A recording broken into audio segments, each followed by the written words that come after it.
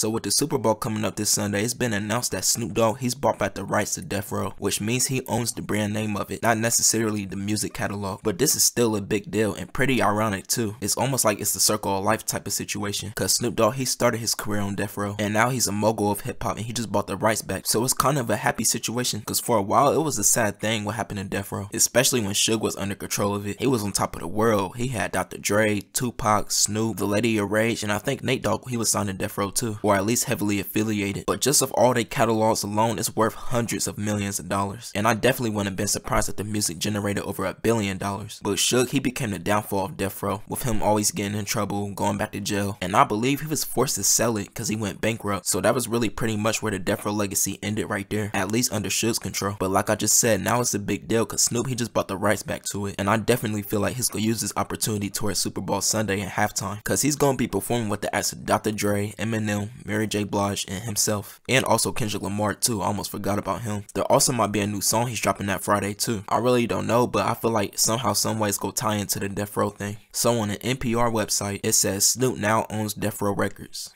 Snoop has taken over his popular record label that launched his stellar career. The rapper mogul acquired Death Row Records brand from MNRK Music Group, which is controlled by a private equity fund managed by Blackstone, the investment firm announced Wednesday. The terms of the deal were not disclosed. Snoop Dogg said he's excited about acquiring the label brand. I am thrilled and appreciative of the opportunity to acquire the iconic and culturally significant Death Row Records brand, which has immense untapped future value, the 50-year-old Snoop Dogg said in his statement. It feels good to have ownership of a label that I was part of in the beginning of my career and as one of the founding members. This is an extremely meaningful moment for me. Snoop Dogg found his springboard to success during the 1990s while on Death Row Records. The label was founded in 1992 by Dr. Dre, Suge Knight, the DLC, and Dick Griffey in the immediate aftermath of the breakup of NWA. David Kesselbaum, a senior manager at Blackstone, said he's looking forward to seeing Snoop Dogg at the helm of Death Row. We're excited to put the Death Row Records brand back in the hand of a legend like Snoop Dogg. We wish him success in the years ahead as the brand moves forward under his leadership and vision. The label's record, including Dr. Dre's first solo album, The Chronic, and Snoop Dogg's debut, Doggy Style, are considered classics of the hip-hop genre that define an era.